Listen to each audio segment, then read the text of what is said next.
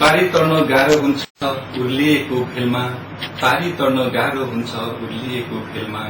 नसोचेको हुँदो रहेछ भाग्यभित्रको खेलमा, नसोचेको हुँदो रहेछ भाग्यभित्रको खेलमा। हजुर, साँच्चै नै मानव जीवनको भाग्यभित्र कसको के लेखेको हुन्छ भन्ने कुरा कसैले थाहा हुँदैन। जुन दिन मान्छेको किस्मतमा जे आइपर्छ त्यो हामीले नचाहेर पनि अङ्गर्नुपर्ने, सम्झाउनुपर्ने र बाँच्नुपर्ने हुन्छ। त्यस्तै आज म एकजना यस्तो व्यक्तिसँग उहाँको जीवन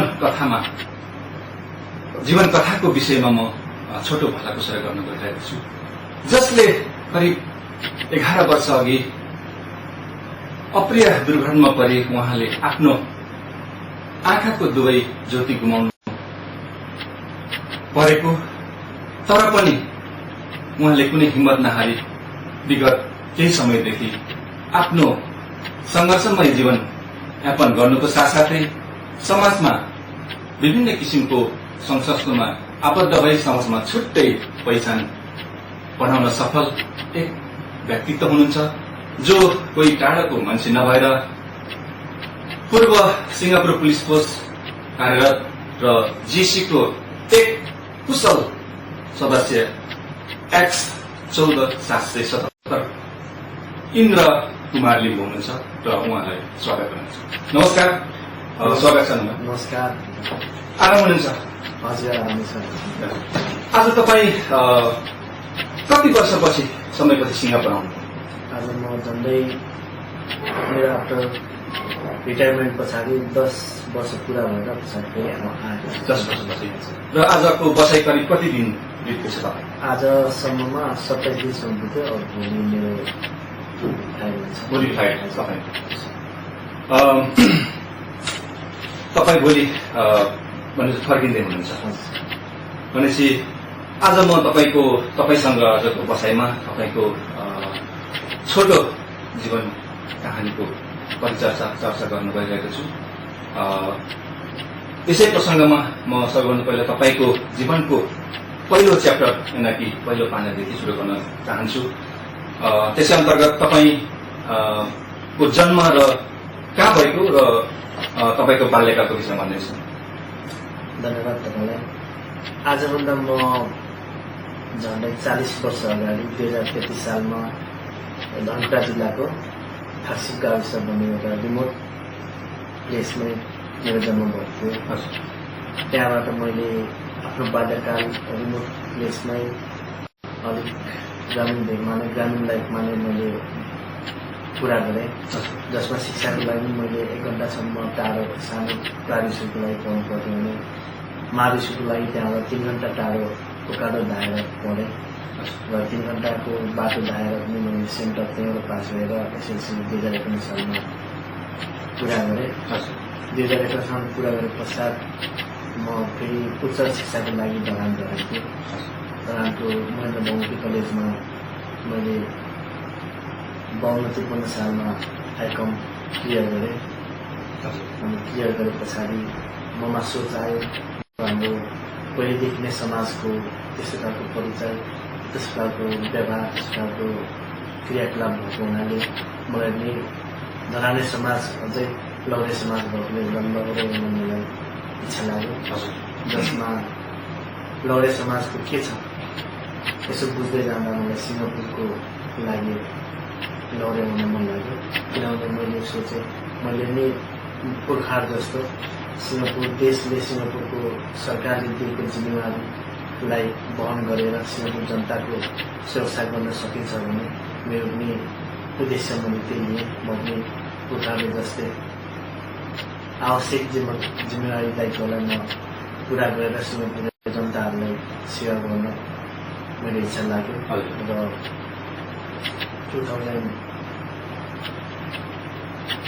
1998 मा मैले त्यहाँ ट्राई गरेँ। ट्राई गर्दा त्यो तपाईँको भर्ती पहिलो पटक नै हुनुभयो कि? मैले 3 पटकसम्म मैले एटेन्ड गरेँ। 3 पटक? हजुर। अगाडि मैले 1996 मा गरेँ। 1996 मा क्लब्समा भर्ती ट्राई गरेँ। त्यसमा एजुकेसन सबै पास भएर पछाडिको भिजुअल के अरे भिजुअल मा चाहिँ मेरो 73 भन्ने एउटा कलर ब्लाइन्ड छ त्यसले गर्नुलाई दुःख थियो। त्यस पछाडि त्यति बेला हाम्रो गुरुजीले सल्लाह दिनुहुन्थ्यो हरियो गरियो तर अलिकति धेरै नवाच गर्नुहोस् त्यस्तो तपाईँको त्यो इम्प्रुभ हुन्छ त्यस पछाडि अर्को फेरि 97मा एटेन्ड गरेँ। 97मा इलिजिटीबाट एटेन्ड गर्दा यादव फर्स्टबाट पोखरा आएँ। पोखरा पनि मैले राम्रै गरेको थिएँ पछाडि तर कम्पिटिसन मार्क्स नपुगेको बेला अन्तिममा साथीहरूले युनिफर्म लगायो मैले चाहिँ अब घरको टिकट पाएँ दोस्रो पटकको प्रयासमा। त्यहाँदेखि पछाडि फेरि मलाई त्यो मेटेक थिएन मैले दिएको थिएँ र पछाडि फेरि 98मा इलिजिटीबाट आएँ। इलिजिटीबाट आएर यादव फर्स्टले गरेर आएँ। पछाडि हाम्रो इलिजिटीको टोलीमा पोखरा राम्रै मैले रनिङ गरेँ एक्सर्साइजहरू राम्रै गरेको हुनाले राम्रो पाराले प्रतिफल भएर रिजल्ट पाएर सक्सेस भयो र लाभै बनेर 98मा सिङ्गापुर आउनुहोस्। हजुर यो त भयो तपाईँको भर्तीको एउटा कथा कहानी। अब तपाईँ भर्ती भइसकेपछि 9 महिना ट्रेनिङ पाउनुभयो होइन, बडो कठिनको समय। त्यस पश्चात तपाईँ पासन भएर कुन कुन कम्पनीमा आबद्ध भएर कहिलेसम्म सिङ्गापुर पुलिस फोर्समा चाहिँ तपाईँ जारी हाल्नु? 98 को अक्टोबर नोभेम्बरतिर पासन भयो। पछाडि हामी फर्स्टमा चाहिँ म वनगार्ड कम्पनीको 1 प्लाटुनमा कम्पनी ट्रान्सफर भएँ र त्यहाँको वनगार्ड कम्पनी प्लाटुन वाइज स्पोर्ट्सदेखि हरेक साइडमा मैले राम्रो पाराले अगाडि बढ्ने कोसिस गरेँ। हामीलाई थाहा छ रुल्स र विधि विधान अनुसार चल्नुपर्ने हुन्छ हाम्रो साइडमा। त्यो भएको हुनाले मैले यहाँको हाम्रो वेटको बाजा र म्युजिकको तालमा मैले नाच्ने कोसिस गरेँ हरेक साइडमा मैले भएसम्म। त्यस्तो गर्दा गर्दै पछाडि 2000मा मैले हस्पिटल गरेँ वनगार्ड कम्पनीबाटै हस्पिटल गरेर आए पछाडि फेरि 2002मा जिस्याको एउटा कम्पिटिसन सेलेक्सन खोलेको हुनाले यहाँ मैले एटेन्ड गरेँ। 2002मा जिस्याकमा मैले सक्सेस गरेर जिस्याक गरेँ। जिस्याक फेरि मेरो हाम्रो युनिटको जिम्मेवारीमा सक्रियता अलिक बढ्यो। त्यो कारणले बाहिर जहीँ पनि स्ट्यान्ड टु पोजिसनमा अथवा इमर्जेन्सी पोजिसनमा हामीले रेस्क्यु इभ्याकुएसन गर्नुपर्ने भएकोले त्यो एउटा जिस्याक स्पेसल ग्रुपको कमअप भएर त्यो कमअपमा मैले राम्रै सक्रियताका साथ आफ्नो जिम्मेवारीलाई अगाडि बढाउँदै गरेको थिएँ। जस पश्चात फेरि 2004मा त्यसको जुनमा 2004को जुनमा मैले सेकेन्ड छुट्टी पाएँ। सेकेन्ड जुनमा म फ्यामिली पनि ल्याउने एउटा हजुर इन्द्र सर के अरे अन्तजी म तपाईँलाई फेरि अलिकति पटन घरकै मेमोरिजमा दोहोऱ्याउन चाहन्छु। तपाईँ 2002मा जिस्याकमा जानुभयो, जिस्याक प्लाटुनमा होइन, त्यसपछि धेरै सङ्घर्ष गर्नुभयो। विदिन कम्पनीदेखि जिस्याकसम्मको तपाईँको जागिरको अवधिभित्र तपाईँलाई एकदमै ठुलो बिर्सिन सक्ने एउटा घटना अथवा मेमोरी केही छ कि भन्नुहोस्? मलाई घटना एउटा सानो एक्टिभिटी छुट्याउँछ। जब मैले जिस्याकमा सिलेक्सनको लागि जानुभएको थिएँ त्यो दिन एकचोटि अन्तिम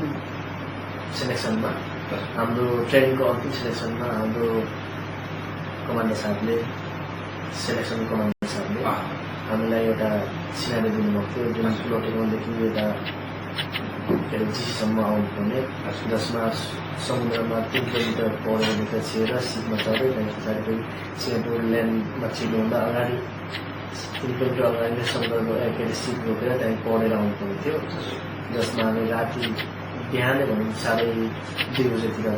उतादेखि पौड्यो। त्यो पौडिँदा सबै इक्विपमेन्टहरू आफूले पोका बनाएर कमरमा बाँधेर लाइनमा त्यहाँदेखि बुट र त्यो फुलसँगै पढेर भित्र छिर्नुपर्ने थियो। त्यसले आउँदाखेरि अचानक लो टाइड हुँदो रहेछ। त्यस्तो भेगमा चाहिँ मेरो ग्रुप होइन अर्को ग्रुप चाहिँ पढ्यो। अनि त्यो ग्रुप पढ्यो। त्यो पछाडि सानो त्यहाँ घटना जस्तो हुन गयो इन्सिडेन्ट एउटा मेमोरेबल इन्सिडेन्ट घटना जस्तो भयो जसमा हाम्रो हुन्छ जिसाकै मेम्बर सदस्य सेकेन्ड मेम्बर सिनियर दाइ पर्नुभएको थियो सिनियर दाइ चाहिँ त्यहाँको भित्र सिटको भित्र फेर्नुभएको छ र त्यहाँ अड्केर अलिकति समयसम्म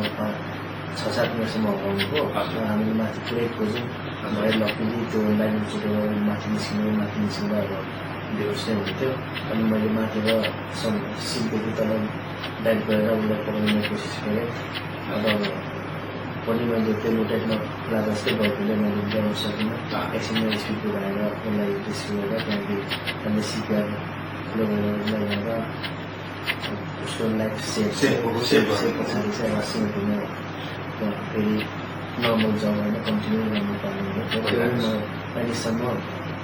बिर्सिन सक्दिनँ त्यसले चाहिँ के हो हाम्रो जिम्मेवारी के एक आपसमा सहयोग के छ सहकार्य कस्तो हुनुपर्छ र मान्छेलाई राम्रो खालको एक्टिभिटी एक्सन र राम्रो खालको ट्रिटमेन्ट दियो भने इमर्जेन्सी त्यस्तो घटना बाँच्न सकिन्छ भन्ने कुरा चाहिँ नलेज हुनुभयो होइन साँच्चै नेपाल घरमा अब नसोचेको विभिन्न अब अपरेसन ट्रेनिङको दौरानमा हामीले विभिन्न किसिमको कठिनाइहरू सिनियर विशेष कामहरू ट्रेनिङहरू कोसिसहरू गर्नुपर्ने हुन्छ जसमा उहाँको कार्यकालमा पनि त्यो घटना घटेको थियो रहेछ र उहाँले अहिले भर्खरै मेमोरी गर्नुभयो धन्यवाद इन्द्रज्यू अब म तपाईँको हाम्रो भलाकुसारीको क्रममा तपाईँको एउटा नचाहेर पनि तपाईँको एउटा कालो दिन भनौँ एउटा दुर्घटनाको प्रसङ्गमा म गइरहेको छु यो तपाईँको घटना एक्सिडेन्ट एक्ज्याक्ट 2004 मा ठिक हो हजुर त्यो विषयमा एकपल्ट प्रश्न भनिदिन्छ सरकार के कारणले भयो र कुन ठाउँमा जब म 2004 को जुनमा छुट्टी भएको थिएँ छुट्टी त्यति बेलामा अवधि छोटो भएकोले 3 महिना मात्रै भएको थियो अनि फ्यामिली पनि ल्याउने मैले पाएको थिएँ फ्यामिली भन्नु चाहिँ पाइसक्नु भयो अनि म गएर बिहे गर्नु पऱ्यो फ्यामिलीको लागि अनि बिहे गरे पछाडि उनीहरूको अलिकति चाहिँ म घरदेखि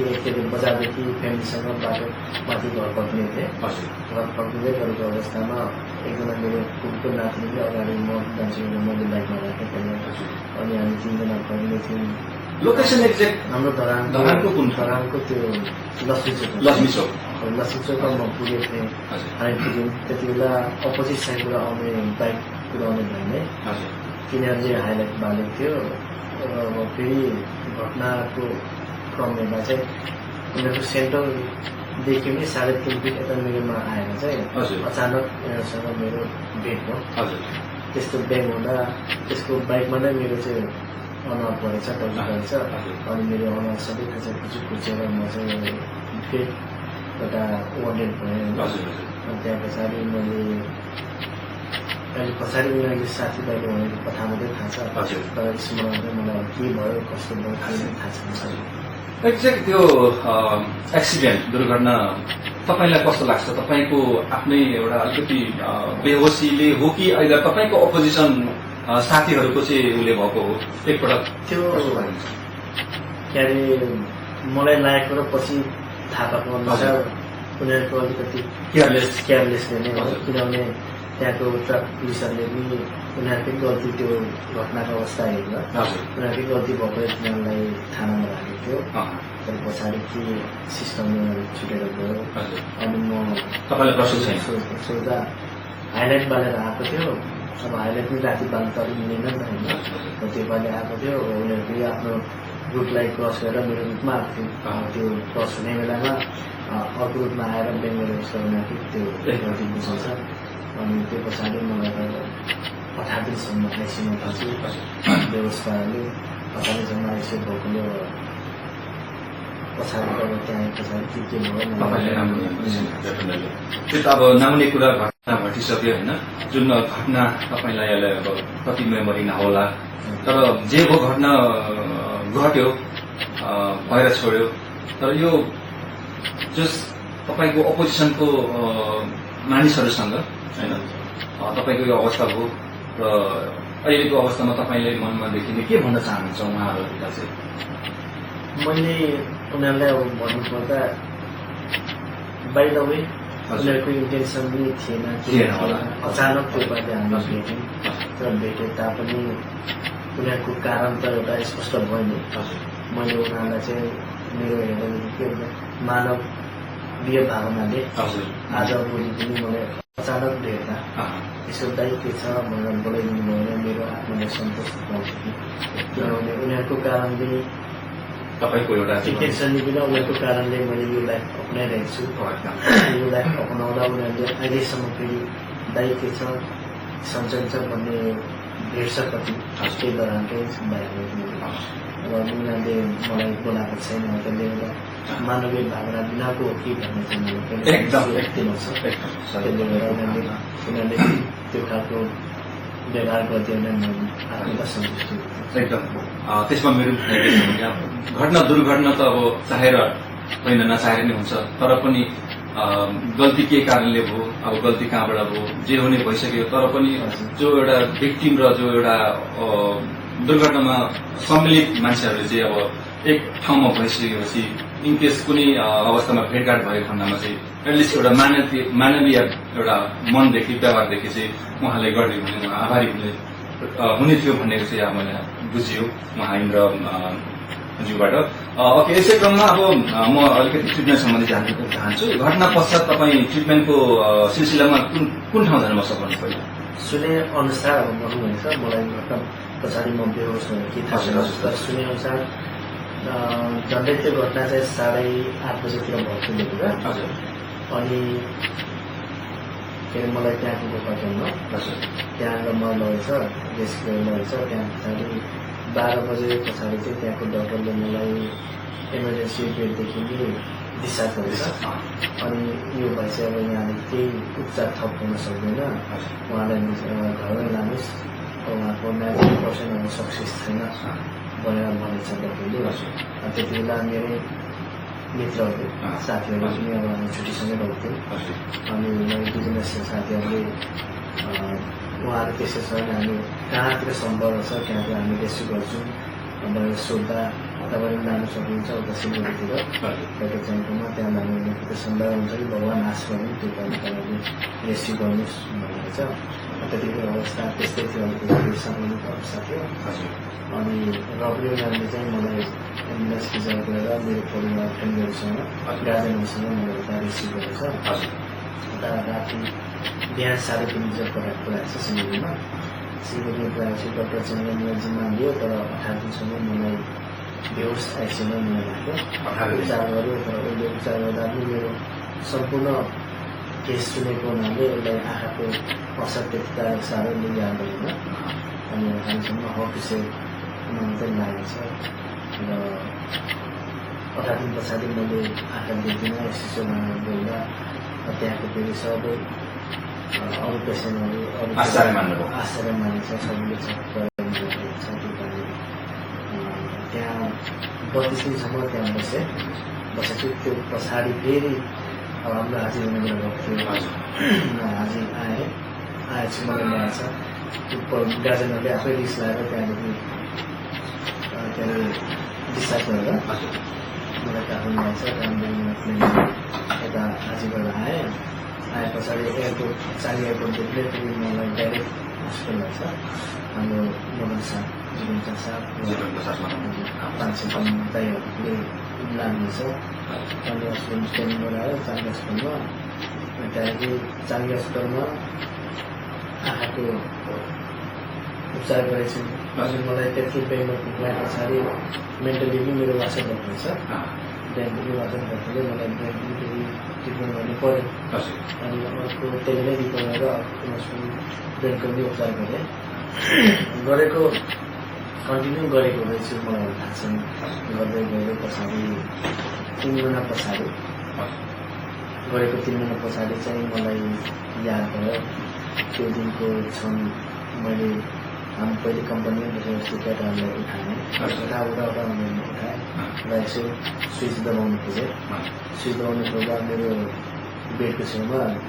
एकजना मान्छेसँग मेरो हात टच भयो अनि त्यो टच राम्रो छुँदा त्यसको केस लामो थियो होइन अनि मैले त्यो लेडिजहरू थाहा पाएँ अनि केटी कहाँबाट कसले ल्याएको छ मैले सोधेँ सोद्धा त्यो तिनको सोद्धा त्यो बहिनी भन्यो भयो त्यो बहिनी चाहिँ मेरै विशेष रहेछ म यस्तो यस्तो तपाईँले बिहान बिगेर यस्तो छुट्टीमा आउनुभएको थियो छुट्टीमा आए पश्चात यसरी तपाईँको यस्तो भएर अहिले तपाईँ यहाँ सिङ्गापुरमा हामी चाहिँ सिङ्गापुरको अहिले उपचारमा तपाईँले यसरी गर्दै हुन्छ आज तपाईँले कसैतिर मलाई त्यसो भन्नुहुन्छ म तपाईँकै विशेष गर्नु त्यति बेला मैले यसो याद गरेँ बल्ल मलाई चाहिँ अब यसमा आएको छुट्टीमा गएको पनि याद आयो बिहेको याद आयो अनि कुरा पनि याद आयो तर त्यस्तो भएको चाहिँ उसले भनेर चाहिँ मैले अरे मेरो आँखाले राख्छ म देख्दिनँ साथै म देख्दिनँ भनेर सोद्धा तपाईँको यस्तो हुन्छ अनि आँखा उपचार गर्दै हुन्छ अहिले डक्टर हस्पिटल जानु हुन्छ यस्तो भन्यो त्यहाँदेखि मात्रै मलाई चाहिँ पुनः स्मरण थियो अनि भोलिपल्ट त्यो ब्रेनको डक्टरले मलाई रिकमेन्ड गरेको थियो त्यहाँ गयो त्यहाँ गएर मलाई ब्रेनको डक्टरले सबै फेरि टेस्ट गर्दा यहाँको पूर्व प्रकार चिजहरू के छ वर्ल्डको त्यो चिजहरू के छ त्यसको बारेमा सोध्यो अनि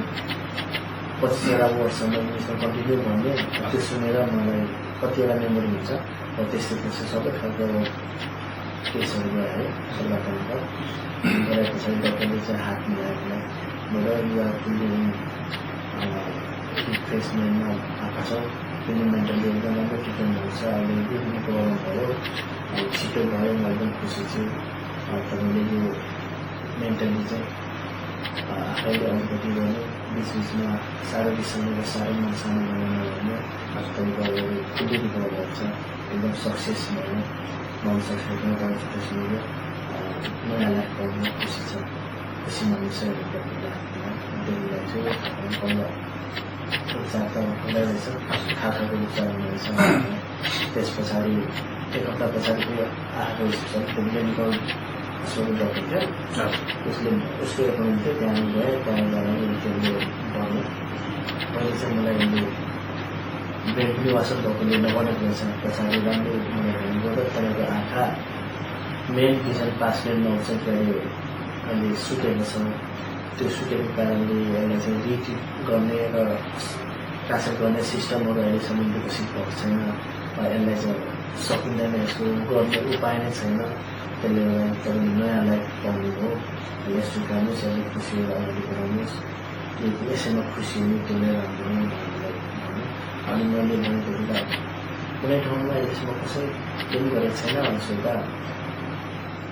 हल्यान्डमा 5 लाख चाहिँ त्यस्तो ट्रान्सलेट गरेको रहेछ त्यो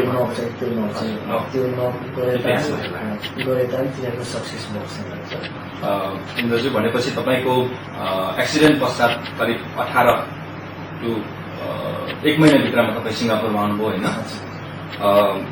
तपाईँलाई अहिले के लाग्छ मनमा यदि तपाईँ चाँडै नै दुर्घटना पश्चात लगत्तै सिङ्गापुर आउनुभएको भए सायद तपाईँको अवस्था अथवा आँखाको ट्रिटमेन्ट केही सम्भावना हुन्थ्यो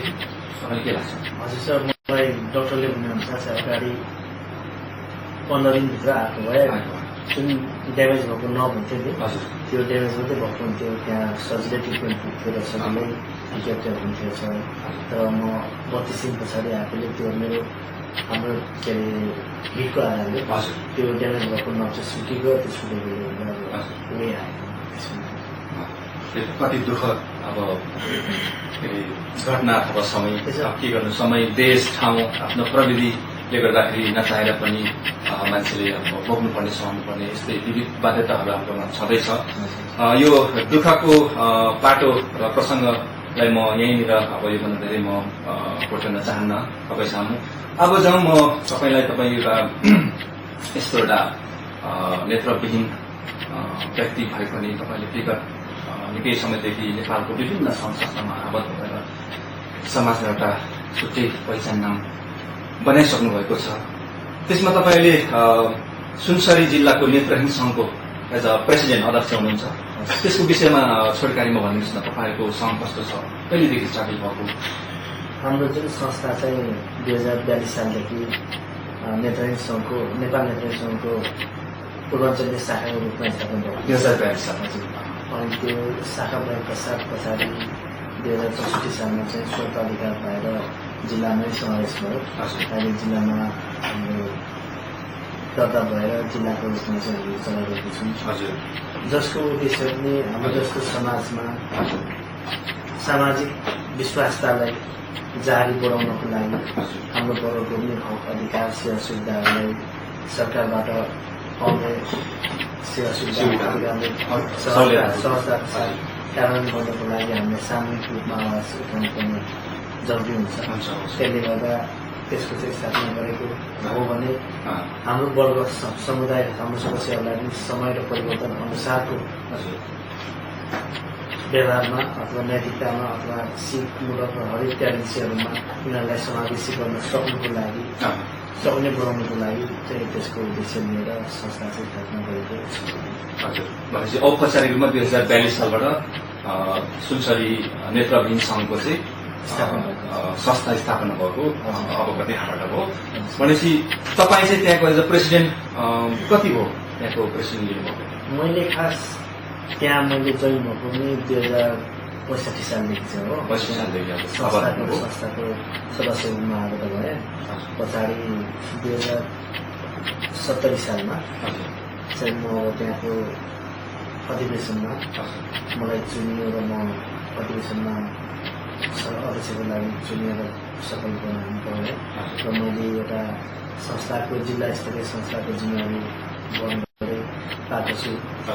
आजभन्दा अगाडिदेखि नै मैले परिवर्तित जीवन पाए पछाडि मैले पाएको सामाजिक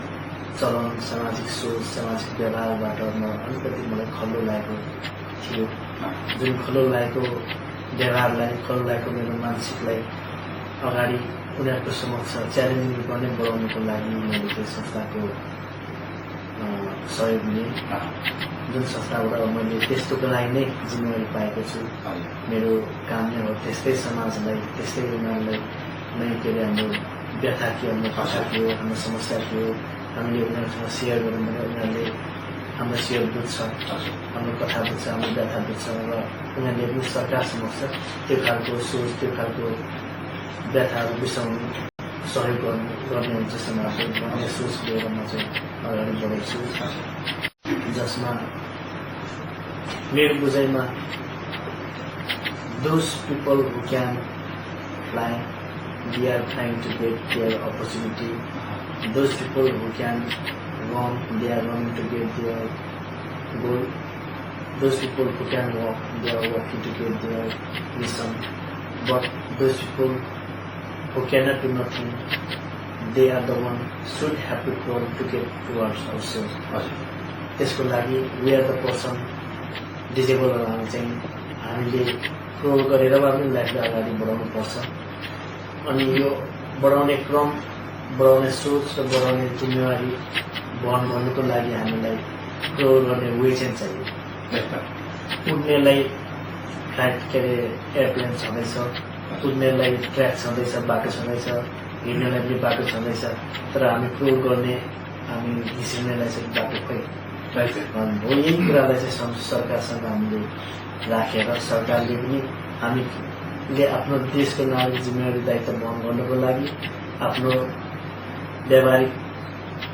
जिम्मेवारी पुरा गर्नको लागि र हामीले पनि एक आपसमा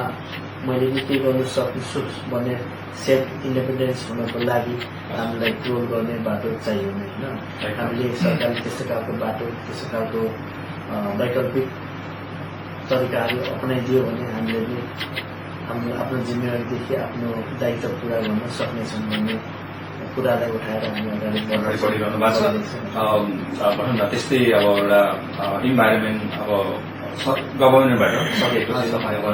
आएको खण्डमा अथवा पाएको खण्डमा तपाईँले धेरै सहज मद्दत पुग्ने थियो होइन विशेष गरी यो नेत्रविहीनसँग अथवा ब्लाइन्ड एसोसिएसनमा अहिले तपाईँहरूको ट्रेनिङ प्याकेज अथवा ट्रेनिङ सिस्टमहरू के छ त नेपालमा त्यो पनि कुरा बताइदिनुहोस् हाम्रो ट्रेनिङ प्याकेज के छ भने एउटा फर्स्ट ट्रेनिङ पनि हामीलाई नै इन्डिपेन्डेन्स हुनु चाहियो त्यसको लागि कति समुदाय कति समस्याहरूलाई चाहिँ हामीले सिपमूलक त्यो व्यवहार सिपमूलक एउटा तालिम दिलाएर उनीहरूले आफ्नै इन्डिपेन्डेन्स हुन सक्ने आयस्रोत बनाउन सक्ने खालको बनाएको छौँ भने अर्को चाहिँ गर्न सक्ने खालको सिपमूलक नलेजमूलक ट्रेनिङहरू गराउँछौँ र आफ्नो दायित्व के हो उनीहरूलाई हामी आउँदाखेरि हामी देशको नागरिक भएकोले हाम्रो दायित्व के हो त्यो दायित्व बुझाएर उनीहरूलाई अगाडि समाज र परिवर्तित समय र समाजअनुसार उनीहरूले व्यवहार गर्ने सिस्टमहरू पनि सिकाउँछौँ भने देशको नागरिक जिम्मेवारी भएपछि हामीले कुन खालको सहयोगबाट हामीले आफ्नो भूमिका आफ्नो सिद्धा अगाडि बढ्नु सक्छ र त्यस्तो खालको व्यवहारहरू सिकाउँछौँ अनि अर्को एक आपसमा सामाजिक एकता मैले मेरै बगाउनबाट अगाडि लगाएर अरू सफल समाज राम्रो समाजसँग सहकार्य गऱ्यौँ भने हामीले कसैले आफ्नो कुरालाई मूल रूपमा ठुलो बनाएर आवाज अगाडि बढ्न सकिन्छ र त्यस्तो थ्याङ्क यू इन्द्रजी तपाईँको यो एसोसिएसनको ट्रेनिङ सिस्टम फेसिलिटीको विषयमा जानेर दिनुभयो तपाईँको अहिले एसोसिएसनको प्रोपर्टी अफिस त छैन जग्गा छ भन्नुभयो कुन ठाउँमा चाहिँ कस्तो जग्गा चाहिँ हाम्रो यो धरानको 15 नम्बर वार्ड फुलबारी मार्गमा छ जहाँ चाहिँ अब हाम्रो पर्वतको जग्गा छ जुन जग्गामा मैले चाहिँ अब सानो तालिम निर्माण जस्तो बनाएर भवन निर्माण गरेर सदस्यहरूलाई हरेक तालिम हरेक शिक्षा हरेक खालको पारा पछाडिको दिलाउने चाहिँ योजना आएको छ। मैले यो भवन निर्माण सम्बन्धीमा तपाईँले एप्रोक्स इस्टिमेट भनौँ न बजेट कतिको इस्टिमेट गर्नुभएको छ हाम्रो नक्सा पास गरेर सबै के आर्थिक प्रोजेक्ट अनुमोदन गर्दा यो इन्जिनियरले एप्रोक्सिमेटली बजेटको खर्चको अनि के अरे गरेअनुसार 48 लाखको चाहिँ इस्टिमेट गराएको छ जसमा हामीले पहिला पछाडि अरू संस्था अरू समाजतिर पनि हामीले प्रपोजलहरू बुझाउँदैछौँ हेर्दैछौँ बिस्तारै। थ्याङ्क यू तपाईँले अब यस प्रसङ्गमा तपाईँ आफ्नो सिङ्गो व्यक्तिले त्यो निर्माण चाहेर पनि गर्न सम्भव छैन त्यसले गर्दा तपाईँलाई एउटा ठुलो राहत अथवा सहयोग आम संसारबाट हामीलाई उहाँलाई चाहिएको अवस्था बुझिएको छ त्यसले गर्दाखेरि तपाईँले जीसी परिवार नम्बरी लगायत अरू देश विदेशको हाम्रो नेपाली दाजुभाइबाट कतिको अपेक्षा राख्नु भएको छ डोनेसन विशेष गरी सामाजिक काम समाजबाट नै हामीले अपेक्षा राख्नुपर्छ एक्लै गरेर त्यो फाइदात्मक नै हुनु प्रभावकारी नै हुँदैन त्यसैले गर्दा मैले मास रूपमा नै सबैको सहयोगबाट एक इटा नै सहयोग थपौँ भन्ने बारेमा एउटा विषयमा राखेर म त्यो प्रचार प्रसार गरेको छु र एक त म जीसी प्रोग्रामको विजय सदस्य भएको हुनाले म लौरे भएको हुनाले हाम्रो समाजलाई र हाम्रो नेपाली समाजलाई लौरेको प्रतिनिधित्व हुँदा के गर्छ भन्ने उनीहरूको अनुभवमा एउटा जिज्ञासा पनि हुन्छ र त्यो जिज्ञासालाई सही जानकारी उपलब्ध दिनको लागि हाम्रै लौरे समाजमा गोर्खा कति चाहिँ हाम्रो म्याटेड इन्टेक लगाएर हामी गर्न सक्ने सम्पूर्ण सदस्यहरूलाई मैले आश गरेँ जुन आश लिएर म यहाँ आएको पनि थिएँ छु र त्यसमा मैले हामी सबै परिवारबाट सही र सकारात्मक सल्लाह सुझाव पाएको छु अनि मैले दायित्व आफ्नो भूमिका निभाउनको लागि एक लौरे परिवार एक लौरे सदस्य भएको हुनाले मैले गर्नु भनेको हाम्रो म्याटेड इन्टेकले गर्नु नै बुझिन्छ र म्याटेड इन्टेकले गर्नु भनेको हो एउटा कन्डिजन सिएम पुलिसको हाम्रो लौरेहरूले गर्नु युनिटले नै गर्नुभयो बुझिन्छ र भोलिको समाजले हाम्रो त्योबाट अवेरनेस पाउँछ र यही कुरालाई लिएर म आएको छु र अरू सेक्टर अरू बाहिर अरू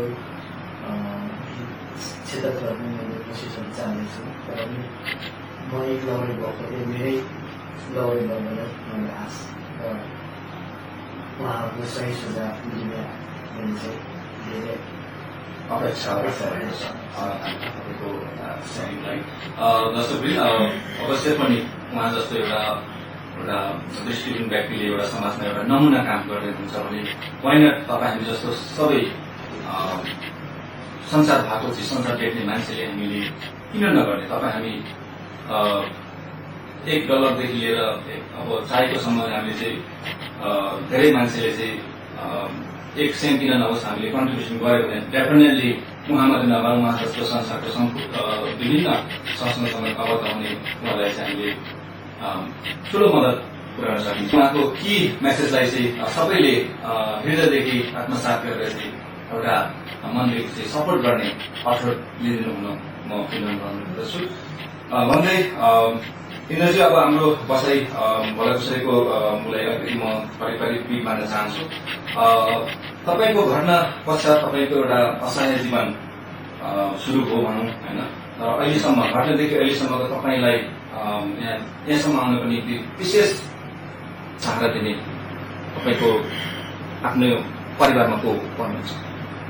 विशेष गरी मलाई परिवारमा सहारा दिने त मलाई धेरै विशेष जस्तो लाग्छ। किनकि बिहे भएको 1 महिना पछाडि घटना भयो। घटना हुँदा हाम्रो समाजमा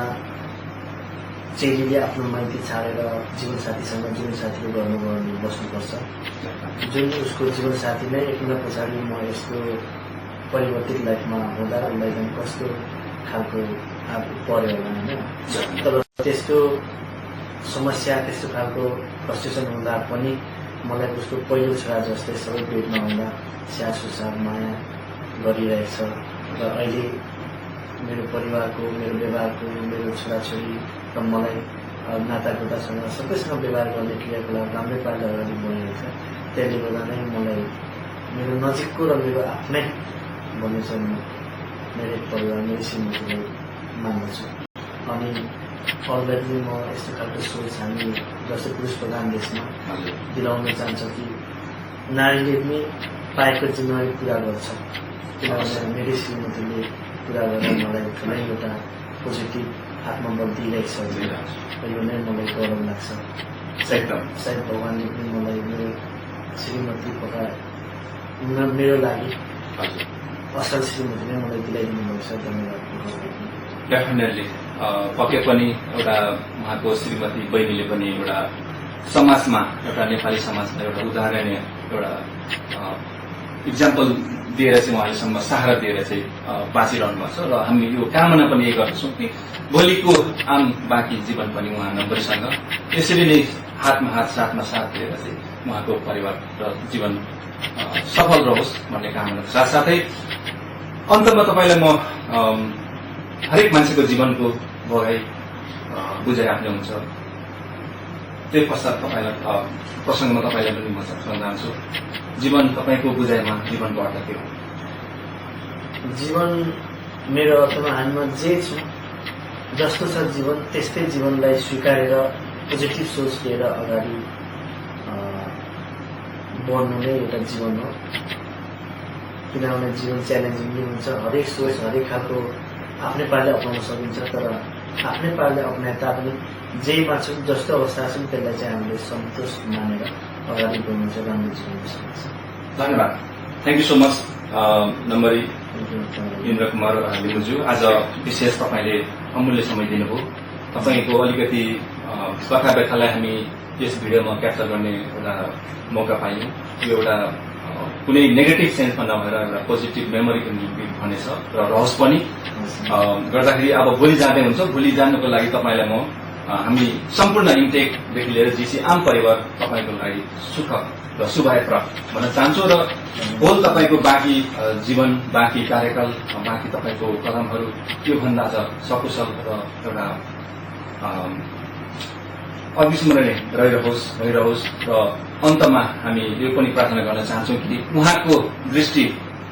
संसारको प्रविधिले छिट्टै नै संसार देख्ने खालको एउटा प्रविधि आइदियोस्, ताकि उहाँले पनि हामी जस्तो फेरि पूर्ण जीवन पाउन सफल होस् भन्ने म कामना गर्न चाहन्छु भन्दै आजको होल यो भलाकुसारीको कार्यक्रम यही अन्त भएको म घोषणा गर्छु। धन्यवाद।